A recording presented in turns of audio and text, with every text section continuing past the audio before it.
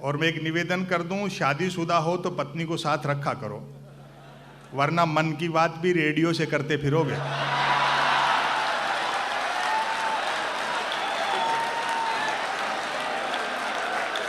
वाह वाह वाह वाह, क्या कहने भाई, वाह, जिंदाबाद। वो तंज लतीफ़ किसे कहते हैं, ये संपत जी को सुन के समझ में आता है कि तंज लतीफ़ किसे कहा जाता है। बहुत अच्छा। वो विधायक महोदय थे, चले गए।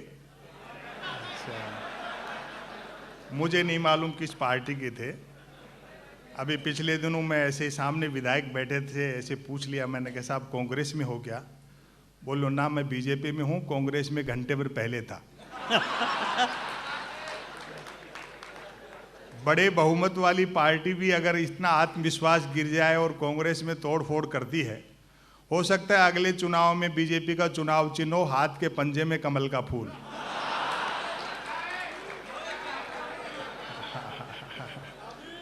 हाँ, तो और आप याद करो, जब नववार टाइम्स के अंतिम पेज पर बाएं कोने पे प्रतिदिन छपता था और अखबार वहां से शुरू होता था। उर्दू अदब में इशारे से बात की जाती है, हिंदी हमें सीधा नाम लेने की छूट देती है, और जिस तरह की व्यवस्थाएं चलती हैं उसमें नाम लेना जरूरी है। हाँ,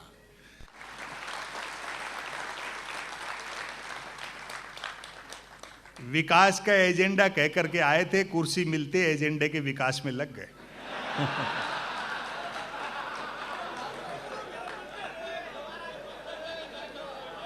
सवाल खड़े करो तो जूता निकालते हैं। प्रवक्ताओं की तो छोड़ो, कई मंत्री तक इतने गुस्से में रहते हैं कि जिसको पीटने दौड़ते हैं उससे आगे निकल जाते हैं।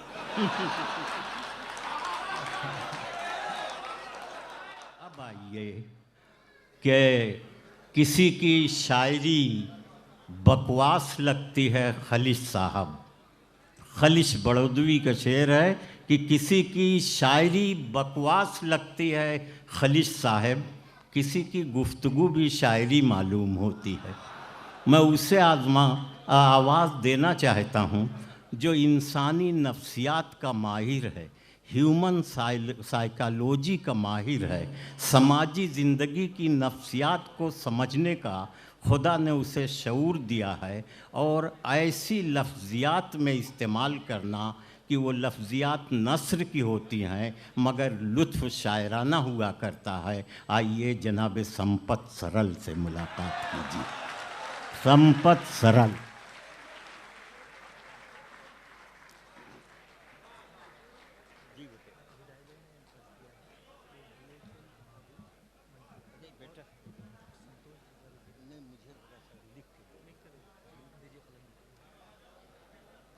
आप जो दाएं बाएं खड़े हैं, पीछे कुर्सियां खाली हैं, बैठो आराम से। खाली कुर्सियों के बावजूद लोग खड़े हैं। दरअसल हिंदुस्तानी आदमी ऐसी किसी चीज पर बैठना ही नहीं चाहता जिस पे लेट नहीं सकता हो।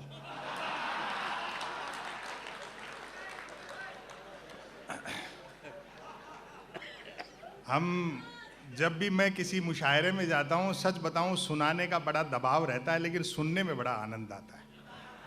वो इतने डूब करके सुन रहे थे, सब लोगों ने अच्छा सुनाया। 80 साल के सरोज कुमार जी का आपने अभिवादन किया, सम्मान किया, और बड़ी उम्र के जितने भी हमारे जो 4-5 शायर जब मंच पर आए तो सब लोगों ने खड़े होकर के उनका सम्मान किया। निश्चित ही आपकी जो संस्था है वो अदबी कुनबा है, वरना यही 4-5 लोग पॉलिटिक्स में होते तो अब तक मार्गदर्शक मंडल में होते।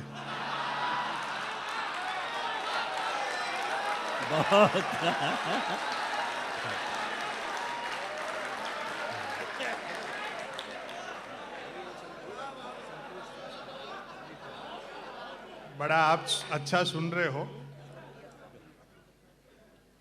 अच्छा लगता है। मातृशक्ति भी काफी संख्या में बैठी है। और मैं एक निवेदन कर दूं, शादीशुदा हो तो पत्नी को साथ रखा करो, वरना मन की बात भी रेडियो से करते फिरोगे।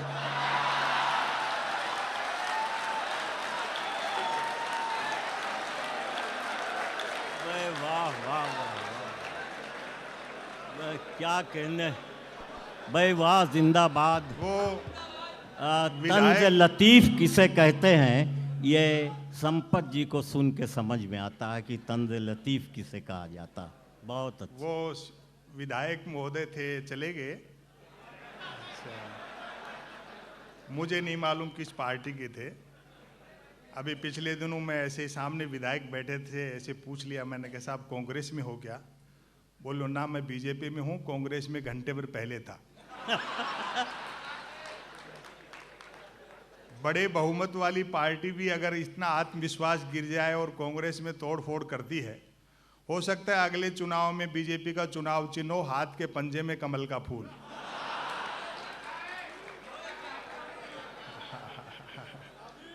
हाँ, ये शरद जोशी का शहर है, राजेंद्र माथुर का शहर है। वो पत्रकारिता का दौर आप याद करो, जब नववार टाइम्स के अंतिम पेज पर बाएं कोने पे प्रतिदिन छपता था और अखबार वहां से शुरू होता था। उर्दू अदब में इशारे से बात की जाती है, हिंदी हमें सीधा नाम लेने की छूट देती है, और जिस तरह की व्यवस्थाएं चलती हैं उसमें नाम लेना जरूरी है। हाँ हाँ, बड़ा आनंद है आप लोगों के बीच में, आपने मुझे याद किया। इतने उर्दू अदब के बड़े लोगों के बीच में मैं पुनः आपका अभिवादन स्वीकार करता हूँ।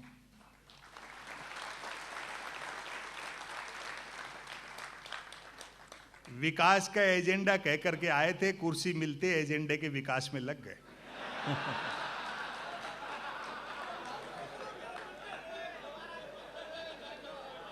सवाल खड़े करो तो जूता निकालते हैं। प्रवक्ताओं की तो छोड़ो, कई मंत्री तक इतने गुस्से में रहते हैं कि जिसको पीटने दौड़ते हैं उससे आगे निकल जाते हैं। हाँ, देश में मूर्खताओं से बड़ी चहल पहल है। अभी एक बीजेपी के एक बड़े नेता ने कह दिया था, इस शहर से उनका सरोकार है, कि साहब बापू का आजादी के आंदोलन में कोई योगदान नहीं रहा। हमने उसे गंभीरता से नहीं लिया कि हो सकता है खुद के बापू के लिए कह रहे हो। बहुत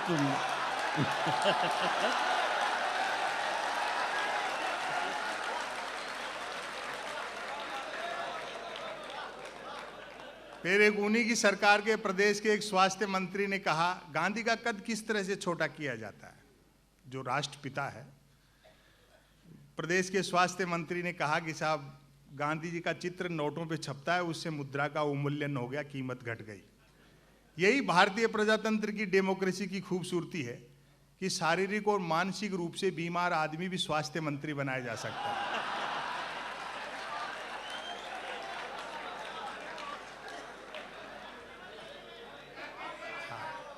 आपको ध्यान होगा, बाबा रामदेव पर जब लाठीचार्ज हुआ रामलीला मैदान में, तो भाजपा ने राजघाट पर धरना प्रदर्शन किया। आज की सम्मानीय विदेश मंत्री आदरणीय सुषमा स्वराज जी ने उसमें डांस किया था। ये गांधी को लेकर कितने गंभीर हैं।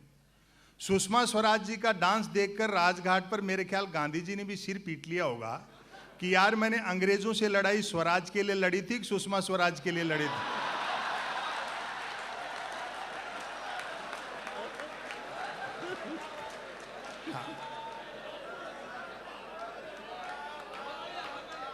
लोग कहते हैं कि साहब पार्लियामेंट तो पार्लियामेंट, लाल किले से भी झूठ बोला जा रहा है।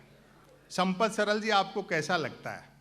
मैंने कहा मुश्ताक अहमद यूसुफी साहब का एक वक्तव्य है कि बोलने वाला और सुनने वाला दोनों जानते हों कि ये झूठ है तो ये गुनाह नहीं है।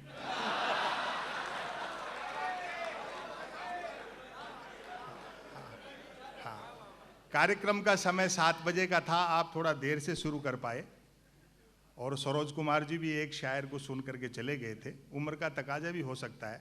बाकी जिसको सम्मान करो उसको अंत तक बिठाना हो तो चेक सबके लास्ट में दिया करो।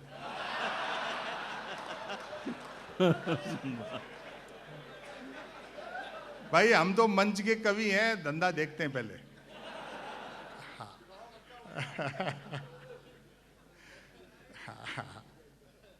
ये कार्यक्रम 2-1 साल में सारे देश के कार्यक्रम समय से शुरू हो जाएंगे, जब देश में बुलेट ट्रेन चल जाएगी। सुनते हैं कि उस बुलेट ट्रेन का किराया भी कम होगा और वो सवारियां लेने भी घर घर जाएगी। और आदरणीय प्रधानमंत्री जी ने बड़ा दिमाग से काम लिया, जिसको कहते हैं ना हिंदुस्तानी दिमाग। जापान से कर्जा भी 50 साल के लिए लिया बुलेट ट्रेन के लिए। वो जानते हैं 50 साल बाद न देने वाले बचेंगे न लेने वाले बचेंगे।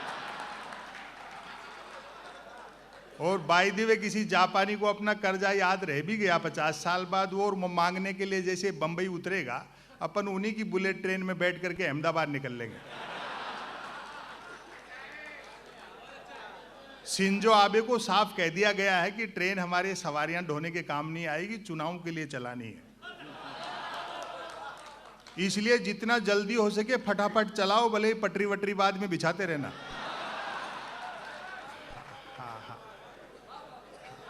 मुझे अटपटा लगता है विपक्ष जब किसी एक आदमी को टारगेट करता है।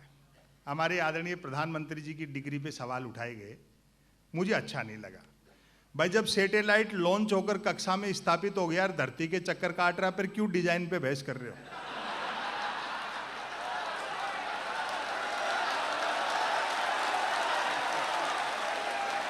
भाई बहुत अच्छे।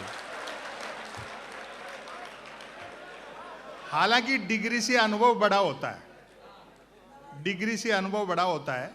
मैं ऐसे कई लोगों को जानता हूं जिन्होंने एजुकेशन लोन लेकर आईआईटी की थी, फिर उस लोन को चुकाने के लिए उनको आईटीआई करनी पड़ी। बाद में उनके पार्टी के 2 बड़े नेताओं ने बाकायदा प्रेस कॉन्फ्रेंस करके प्रधानमंत्री की डिग्रियां दिखाई। वो डिग्रियां दिखाने के बाद में विरोधियों का मुंह बंद हुआ कि हमारे आदरणीय प्रधानमंत्री ने न सिर्फ एमए कर रखा है बल्कि बीए भी कर रखा है। बहुत अच्छा।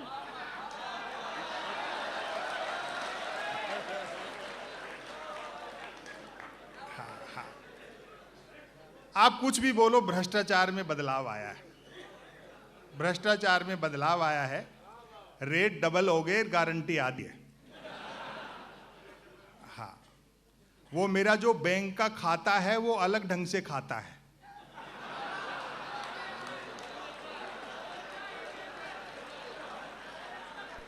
मैं तो आज स्टेशन से होटल तक पहुंच रहा था, जो सज्जन लेने गए उनको यूं ही पूछ लिया। मैंने कहा होटल के रास्ते में कोई बैंक तो नहीं पड़ेगा?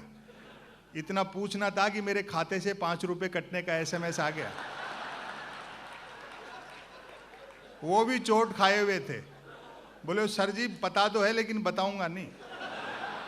सुबह से 4 लोगों को बता करके 20 रुपए कटवा चुका। लोग सो नहीं पा रहे हैं। पता नहीं नींद में सपना आ जाए, सपने में बैंक दिख जाए तो 10-20 रुपए ड्रीम चार्ज कट जाए। ये जो बुनियादी मुद्दे हैं इनकी तरफ ध्यान जाना जरूरी है। लोग कहते हैं कि अक्सर मुझसे कि साहब ये बस स्टैंड रेलवे स्टेशन पर लिखा रहता है जेब कतरों से सावधान, कभी किसी एयरपोर्ट पर नहीं देखा। मैंने कहा भैया एयरलाइन कंपनियां ये काम टिकट में कर लेती हैं। इससे ज्यादा आर्थिक तरक्की क्या होगी कि एक सज्जन की 50,000 रुपए की कंपनी 16,000 गुना बढ़ गई।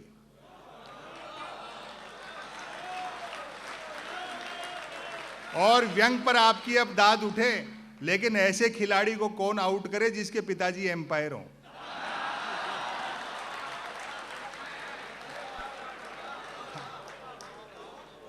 यही मेरे व्यंग्यों के विषय हैं। कोई भी कवि, शायर, कलाकार, पत्रकार हर सरकार का स्थायी विपक्ष होता है।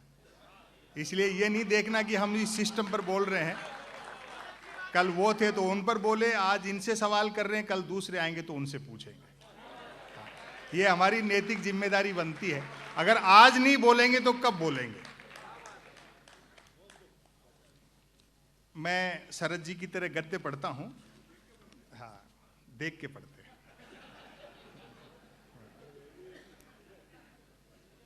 जिस दौर में हम जी रहे हैं वो सोशल मीडिया, टेलीविजन, इन तमाम, मैं तो इनको व्यवधान मानता हूं। ये मदद कम कर रहे हैं, भ्रमित ज्यादा कर रहे हैं। वो टीवी देखो जो प्राइम टाइम पर बहस आती है। पत्रकार बंधु यहाँ बैठे हो, माफी चाहता हूं, उनकी गलती नहीं है। उनके पीछे जो लोग हैं मीडिया हाउस चलाने वाले, जिन्हें राज्यसभा की मेंबरी चाहिए,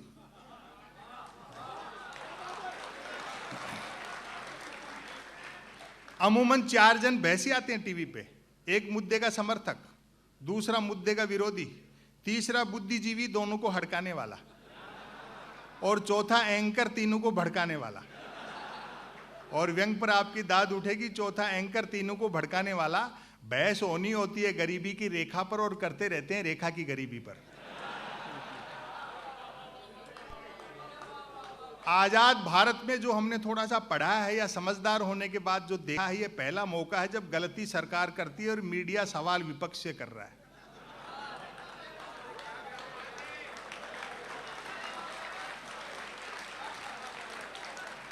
कुछ एक मीडिया के एक भाग को अपवाद स्वरूप छोड़ दें तो हालत यह है कि प्रधानमंत्री कदम ताल करते तो मीडिया उसको मार्च पास्ट लिखता है।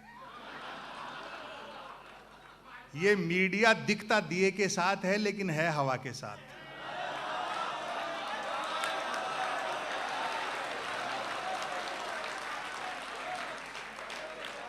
मैं सच बताऊं, सच बोलने के दबाव भी बहुत होते हैं। मैंने सोशल मीडिया पूरी तरह बंद कर दिया 1.5-2 साल काम में लेकर के।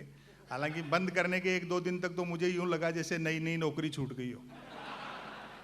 हाँ, बड़े गाली गलोच अशिष्ट और इस तरह का हमका क्यों जवाब दें, इनको समय अपने आप सब सिखा देगा। जिन्हें मार्गदर्शक मंडल में डाल दिया आज उनको अकल आ गई ना कि राम किसी मठ में नहीं घट में रहते हैं। जो सोशल मीडिया के माध्यम से अपशब्द अशिष्ट भाषा का इस्तेमाल करते हैं उनको जवाब मत दो, वो आपको होमवर्क देने के लिए छोड़े गए हैं। उनके झांसे में मत फंसो, एक दिन उनको भी जल्दी अक्ल आ जाएगी उन नौजवानों को। क्योंकि इंडिया को कितना भी डिजिटल कर दो, रोटी गूगल से डाउनलोड नहीं हो सकती।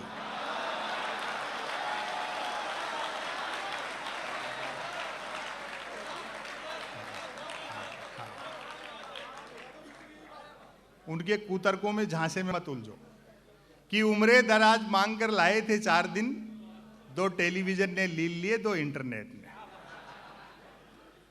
यदि किसी ने 140 अक्षरों तक की नेकी कर डाली हो तो उसको फेंकने के लिए ट्विटर से बेहतर दरिया नहीं है।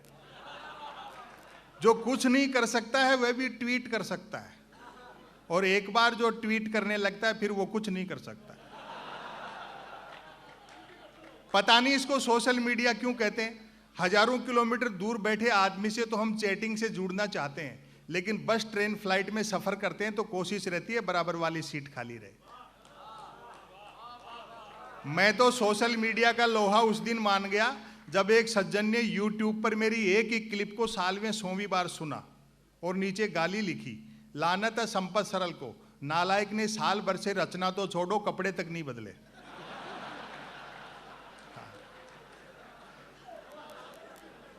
एक आ गई ये सेल्फी, ये आत्ममुग्धता का दौर है। मैं देखता हूं कई महिलाएं अपनी सेल्फी ले लेकर के हर 10, 15, 20 मिनट में सोशल मीडिया पे अपलोड करती रहती हैं। आपको सच बताऊं, उन सुंदरियों के चेहरे देखकर मेरे मन में वही भाव आते हैं जो कभी दर्पण में पद्मनी का चेहरा देख करके अलाउद्दीन खिलजी के आए होंगे। और व्यंग पर आपकी दाद मिले, जहां मेरी दृष्टि गई बड़े धोखा हुआ, वही सुंदरियां मुझे आमने सामने साक्षात मिल गई। जिनको पद्मनी समझता रहा वो तो खुद अलाउद्दीन खिलजी निकली।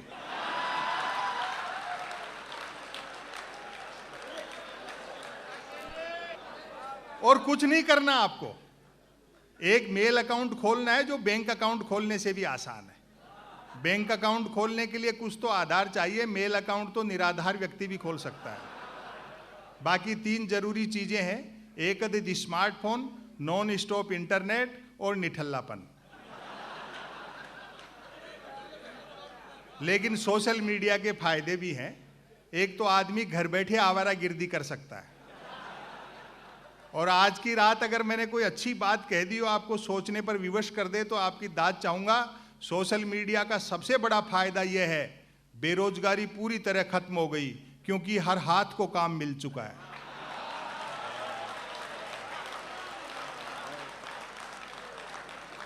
ऐसे दौर में आप कवियों को, शायरों को बुलाते हो, इतनी बड़ी महफिल जुटाते हो, ये बधाई का काम है।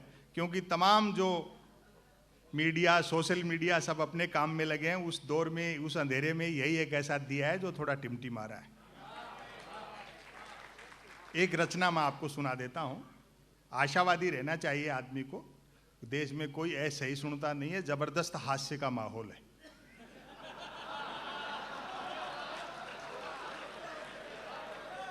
जिन्होंने अच्छे दिन का वादा किया था उनको उनका वादा याद दिलाओ तो खुद ही हंसने लगते हैं।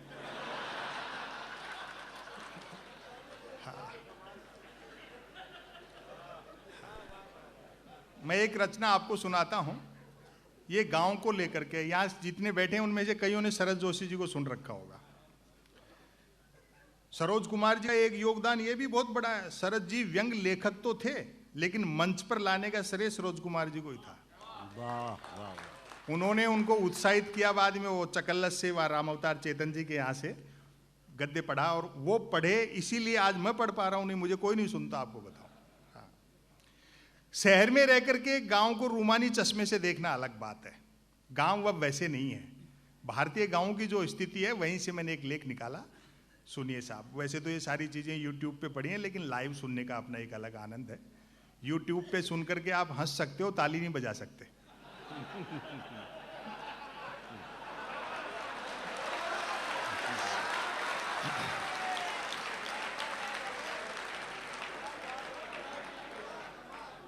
शहर की तुलना में राग द्वेष, ईर्ष्या, घटिया राजनीति और ये सारी चीजें गांव में ज्यादा होती है। लेकिन गांव में बस एक चीज है, सेंस ऑफ ह्यूमर, परिहास वृत्ति। शाम को मजाक करते हैं, बुरा मानते हैं। गांव का आदमी सुबह वैसा का वैसा। शहर के आदमी से मजाक कर लो, जिंदगी भर गांठ बांध के रखता है। हाँ, बस ये जो सेंस ऑफ ह्यूमर है, यही गांव को शहर से अलग करता है। बाकी सारी चीजें वह उससे भी बदतर हैं गांव में। बड़ा हल्ला है स्मार्ट सिटी का। जिस स्मार्ट सिटी में सारे काम बटन से होंगे, क्या उसमें भय, लालच, ईर्ष्या, अहंकार, झूठ और बेईमानी नहीं होगी? अगर ये सारी चीजें होंगे तो वो बटन आपको सुविधाएं दे सकता है, आप सुखी नहीं हो सकते। डिजिटल इंडिया का ढोल पीटा जा रहा है। गांधी जी कहते थे टेक्नोलॉजी मशीन साधन है, साध्य नहीं है। मैं आपको लिमिटेशन बताता हूं टेक्नोलॉजी की। जब एडिसन ने बल्ब का आविष्कार किया, तब बल्ब के कारोबारियों ने भी ये दावा किया होगा कि ये अंधेरे के ताबूत में आखिरी कील है। आज हम देख रहे हैं लोग अंधेरे का फायदा उठाकर चोरी करते हैं, और चुराए गए माल का बंटवारा बल्ब जलाकर किया जा रहा है।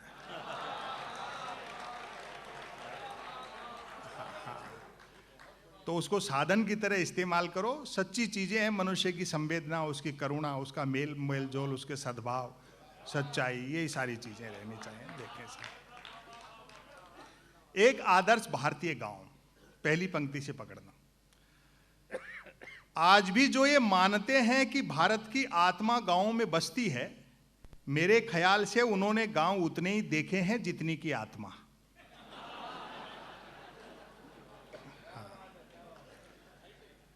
जिस आदर्श गांव का जिक्र मैं करने जा रहा हूं, वह राजधानी से 10 किलोमीटर पश्चिम में है।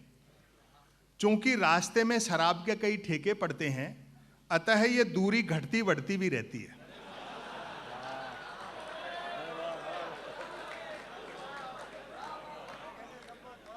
कहते हैं कि उक्त आदर्श गांव किसी जालिम सिंह नामक डाकू ने बसाया था। पुराने गांव किसी सेठ जी ने, ठाकुर साहब ने, चौधरी ने, राजा ने। वैसे कहते हैं कि उक्त आदर्श गांव किसी जालिम सिंह नामक डाकू ने बसाया था, जो कि निहायत ईमानदार और परोपकारी डाकू थे। व्यंग पर आपकी दाद चाहूंगा, पकड़ना आप। जो कि निहायत ईमानदार और परोपकारी डाकू थे, क्योंकि निर्वाचित नहीं थे।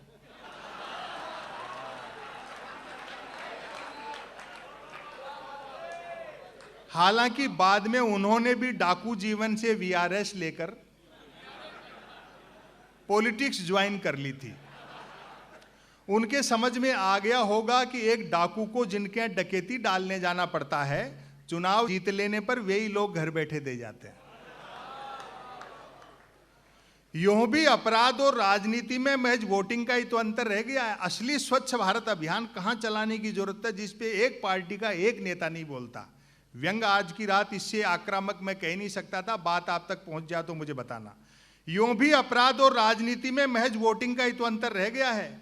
संसद पर जिन आतंकियों ने हमला किया था, सुरक्षा प्रहरियों ने उन्हें गोली मारने से पहले निश्चित ही कहा होगा, मानते हैं आप आतंकवादी हैं, चाहे कितने भी बड़े अपराधी हैं, लेकिन चुनाव जीते बिना अंदर नहीं जाने देंगे।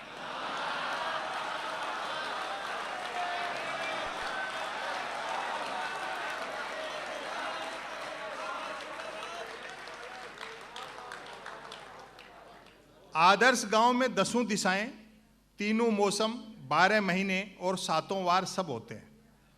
बस एक तो गांव के उत्तर में किसी भी साइज का कोई हिमालय नहीं है, और दूसरा गांव 3 तरफ से समुद्र से घिरा हुआ नहीं है। गांव वालों का दावा है कि डाकू जालिम सिंह जी 2-4 दिन भी और जीवित रह लेते तो आज ये दोनों चीजें भी गांव में होती।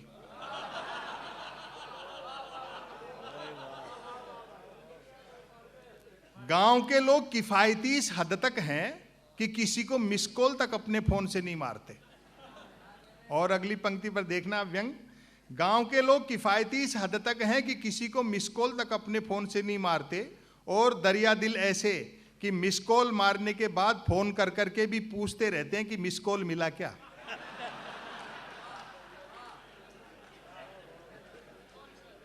गांव में कुल 13 पर्यटक स्थल हैं।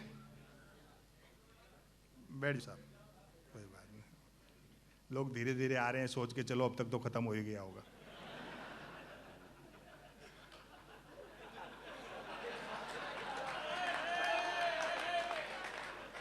गांव में कुल 13 पर्यटक स्थल हैं, 3 शराब के ठेके, 1 मंदिर, 1 प्राइमरी स्कूल, 2 कुएं, 1 पुलिस चौकी तथा 5 शमशान घाट।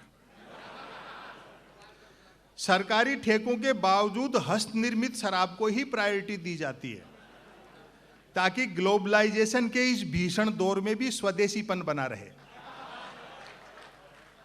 अधिकांश लोग शराब पीते हैं, कई नहीं भी पीते हैं। जो नहीं पीते हैं वे पीने वालों को समझाते बुझाते रहते हैं। उनके समझाए से जब पीने वाले नहीं समझते हैं तो दुखी होकर वे भी पीने लगते हैं।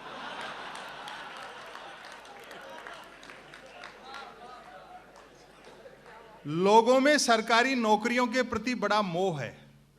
सबका प्रयास रहता है कि काम ऐसा हो जिसमें काम न हो। जहां तक मेहनत मजदूरी का सवाल है, मेहनत करने वाले को मजदूरी नहीं मिलती और जिसे मजदूरी मिल जाती है वह मेहनत बंद कर देता है। एक शब्द का आनंद लेना, सबके आपसी संबंध गठबंधन सरकारों जैसे हैं, अर्थात स्वार्थ ही 2 लोगों को जोड़ता है। उम्र का फासला भी रिश्तों में बाधक नहीं बनता। दिन में जो बेटे का क्लास फेलो होता है, शाम को वही बाप का ग्लास फेलो होता है।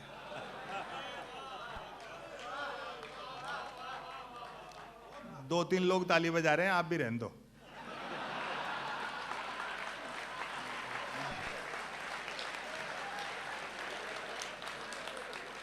नहीं, ऐसे लगता नहीं जैसे पूरी भीड़ का लोड 2-3 लोगों पे आ गया हो।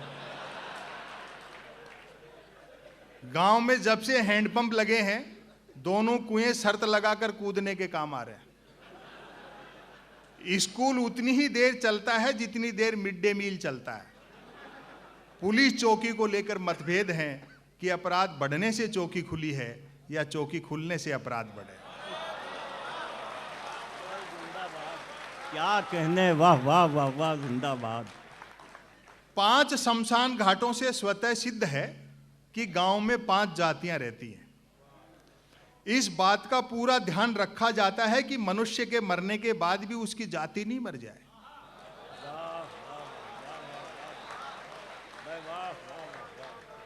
एक दफा कै जाति के लोगों ने अपना एक शव गफलत में खे जाति के शमशान में जला दिया। बात ऐसी बिगड़ी कि खे जाति वालों ने तुरंत अपना एक व्यक्ति मारा।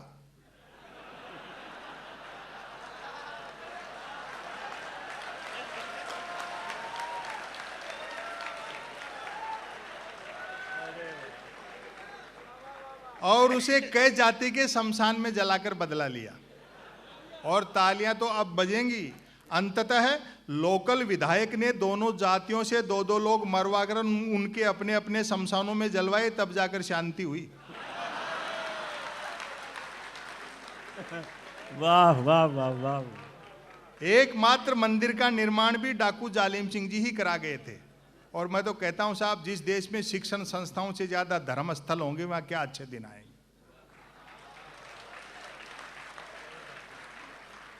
एकमात्र मंदिर का निर्माण भी डाकू जालिम सिंह जी ही करा गए थे। था है कि एक रात सपने में उन्हें एक साधु ने ताना मार दिया था कि मूर्ख, लूट का माल यूं ही नहीं पचेगा, थोड़ा दान धर्म भी करना सीख। कहते हैं बात ऐसी चुभी कि डाकू जालिम सिंह जी ने अगली ही रात आसपास के कई मंदिरों को लूटा और उसी मेहनत की कमाई से इस मंदिर का निर्माण करवाया।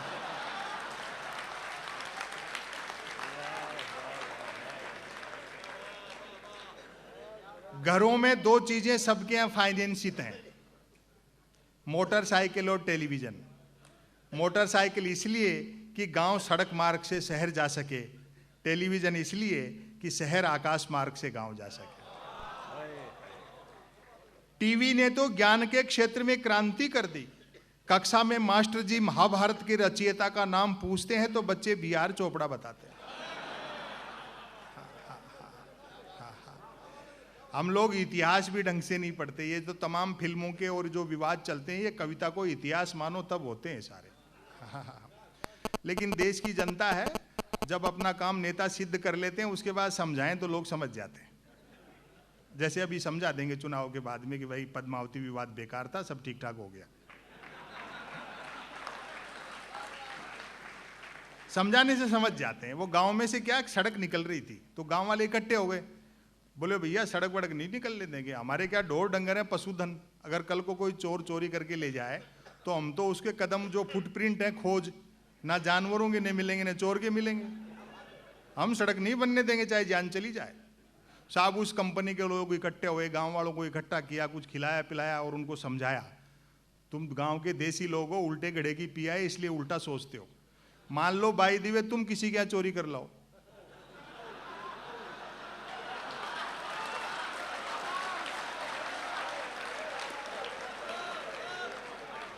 तो ये कितनी अच्छी बात है कि तुम्हारे पैरों के, जानवरों के पैरों के निशान उनको नहीं मिलेंगे।